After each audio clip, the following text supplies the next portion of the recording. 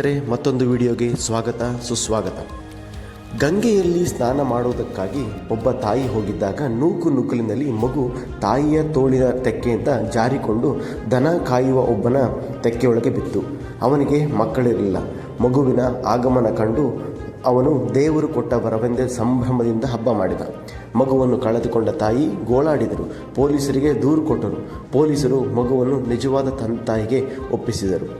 ಹೌದು, ಆ ತಾಯಿಯೇ ಲಾಲ್ ಬಹದ್ದೂರ್ ಶಾಸ್ತ್ರಿ ಅವರ ತಾಯಿ. ಆ ಮಗುವೇ ಲಾಲ್ ಬಹದ್ದೂರ್ ಶಾಸ್ತ್ರಿ. ಸ್ನೇಹಿತರೆ, ಲಾಲ್ ಬಹದ್ದೂರ್ ಶಾಸ್ತ್ರಿ ಹುಟ್ಟಿದ್ದು ಅಕ್ಟೋಬರ್ 2, 1904 ವಾರಣಾಸಿಗೆ 7 ಮೈಲಿ ದೂರದಲ್ಲಿರುವ ಮುಘಲ್ ಸರಾಯಿ ಎಂಬ ಊರಿನಲ್ಲಿ. ತಂದೆ ಶಾರದಾ ಪ್ರಸಾದ್, ತಾಯಿ ರಾಂದುಲಾರಿ ದೇವಿ. ಶಾಸ್ತ್ರೀಜಿ ಬಡತನದಲ್ಲೇ ಹುಟ್ಟಿ, ಬಡತನದಲ್ಲೇ ಬೆಳೆದು, ಬಡತನದಲ್ಲೇ ನಿಧನರಾದ ಭಾರತದ ಏಕೈಕ ಪ್ರಧಾನಮಂತ್ರಿ.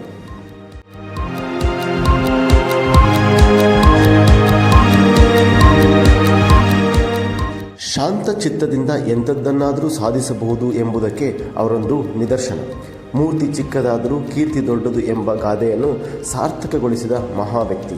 ದೃಢತೆ, ಸಾಹಸ, ಸಹನೆ ಮತ್ತು ಚಾತುರ್ಯ ಮುಂತಾದವು ಅವರ ಬಾಳು ಬೆಳೆದು ಬಂದ ಬಗೆಯನ್ನು ಕಂಡಾಗ ಅವರಿಗೆ ಈ ಗುಣಗಳು ಹೇಗೆ ಬಂದವು ಎಂದು ಅರ್ಥವಾಗುತ್ತದೆ.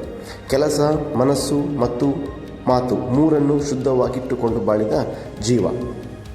ಶಾಸ್ತ್ರೀಜಿ ಅವರು 10 ವರ್ಷದವರೆಗೆ ತಾತನ ಮನೆಯಲ್ಲೇ ಇದ್ದರು.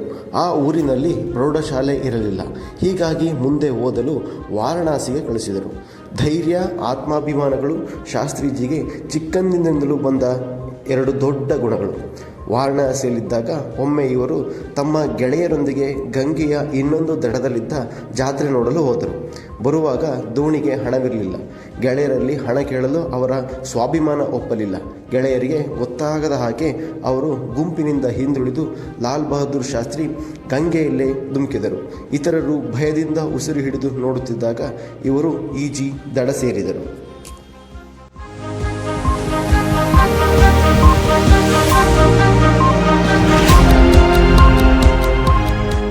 ಬ್ರಿಟಿಷ್ ಆಡಳಿತಕ್ಕೆ ವಿರುದ್ಧವಾಗಿ ಸ್ಥಾಪಿಸಲಾದ ಹಲವಾರು ರಾಷ್ಟ್ರೀಯ ಸಂಸ್ಥೆಗಳಲ್ಲೊಂದಾದ ವಾರಣಾಸಿಯ ಕಾಶಿ ವಿದ್ಯಾಪೀಠವನ್ನು ಲಾಲ್ ಬಹದ್ದೂರ್ ಶಾಸ್ತ್ರಿ ಸೇರಿದ್ದರು.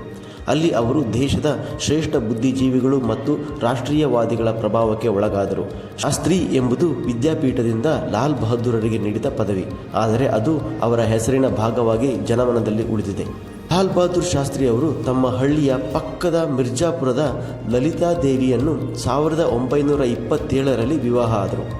ವರದಕ್ಷಿಣೆಯ ಒಂದು ವಿಚಾರವನ್ನು ಹೊರತುಪಡಿಸಿ ಉಳಿದೆಲ್ಲ ವಿಚಾರಗಳಲ್ಲಿ ವಿವಾಹ ಸಾಂಪ್ರದಾಯಿಕವಾಗಿ ನಡೆದಿತ್ತು. ಆಗಿನ ಕಾಲದಲ್ಲಿ ದೊಡ್ಡ ಸಾಮಾಜಿಕ ಪಿಡುಗಾಗಿದ್ದ ವರದಕ್ಷಿಣೆಯನ್ನು ಶಾಸ್ತ್ರೀಜಿ ಕಟುವಾಗಿ ವಿರೋಧಿಸಿದ್ದರು. ತಮ್ಮ ಮದುವೆಯಲ್ಲಿ ಪತ್ನಿಯ ಮನೆಯಿಂದ ಏನನ್ನೂ ಸ್ವೀಕರಿಸಲು ಇಷ್ಟಪಟ್ಟಿರಲಿಲ್ಲ.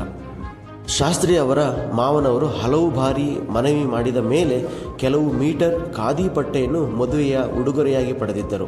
ಯಾವುದನ್ನು ವ್ಯರ್ಥ ಮಾಡಬೇಡ ಎಂಬ ನಂಬಿಕೆಯುಳ್ಳ ಶಾಸ್ತ್ರಿ ಅವರು ಪ್ರಾಮಾಣಿಕ ಮತ್ತು ಸರಳ ಜೀವನವನ್ನು ನಡೆಸಿದರು. ಎಲ್ಲದಕ್ಕೂ ಮೊದಲು ಆದರ್ಶಗಳನ್ನು ಇರಿಸಿಕೊಂಡಿದ್ದರು. ಒಂದು ಬಾರಿ ಅವರ ಪುತ್ರರು ಸರ್ಕಾರ ಒದಗಿಸಿದ ಕಾರಿನಲ್ಲಿ ಸವಾರಿ ಮಾಡಲು ಹೋದರು. ಅದು ತಿಳಿದಾಗ ಶಾಸ್ತ್ರಿ ಅವರು ತಮ್ಮ ಸ್ವಂತ ಸಂಬಳದಿಂದ ಸರ್ಕಾರದ ನಿಧಿಗೆ ಇಂಧನ ವೆಚ್ಚವನ್ನು ಠೇವಣಿ ಮಾಡಿದರು.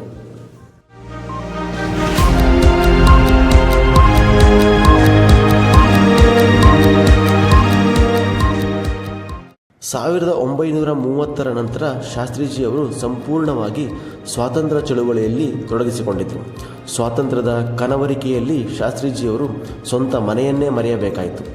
ಒಮ್ಮೆ ಶಾಸ್ತ್ರೀಜಿಯವರು ಸೆರೆಮನೆಯಲ್ಲಿದ್ದಾಗ ಅವರ ಮಗಳು ತೀವ್ರ ಅನಾರೋಗ್ಯದಿಂದ ಆಸ್ಪತ್ರೆಗೆ ದಾಖಲಾಗಿದ್ದರು.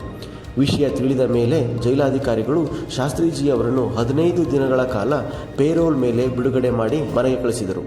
ಶಾಸ್ತ್ರೀಜಿಯವರು ಮನೆಗೆ ಬರುವ ವೇಳೆಗಾಗಲೇ ಮಗಳು ತೀರಿಕೊಂಡಿದ್ದಳು.